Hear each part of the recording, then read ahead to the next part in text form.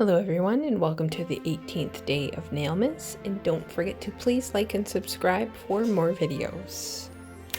Alright, today's tutorial is another toenail tutorial and I am doing real time. So I kind of experimented with this one. I'm starting with a red background. This is Nail Innovations Shiny Shades by the name of Candy Apples.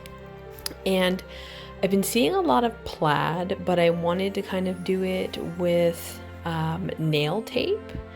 So I painted my background, cured it, and now I'm wiping away the tacky layer so that my tape will stick to the nail. And I have some holographic green nail tape, and I also have this nice gold glitter tape as well. I thought that they were a good combination together. So I've pre-cut my little strips, and what I'm going to attempt to do is weave them in and out of one another. Nail tape is really resilient when it comes to like moving it around the nails, so this works well for this sort of experiment that I'm doing. So I start with a green one, lie it down, and I'm going green one direction and gold in the other direction. So I lay down my gold one here, and I will adjust the camera closer so that you guys can see what I'm doing. So I'm cutting that one shorter because I didn't realize how like super long it was when I cut it. And then I'm going in with a green, but that one has to be underneath of that gold. And I realize in like 2 seconds. Or I'm sorry, no, that one has to be on top. And then this gold has to be underneath the first green. And it'll also have to be underneath the third green as well. And you guys see, I just figured that out. And it's just kind of like a little bit of a mind game when you're trying to weave tape. So that one has to go up.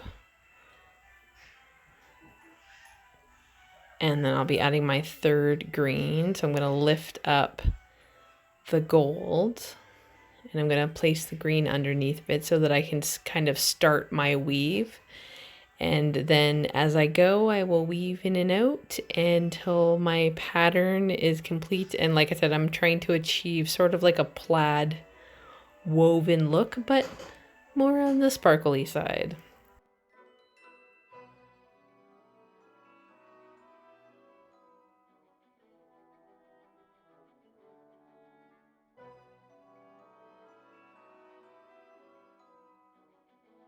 All right, so now that the first row is sort of situated, I'm getting my second gold one in, and it has to go under, over, under.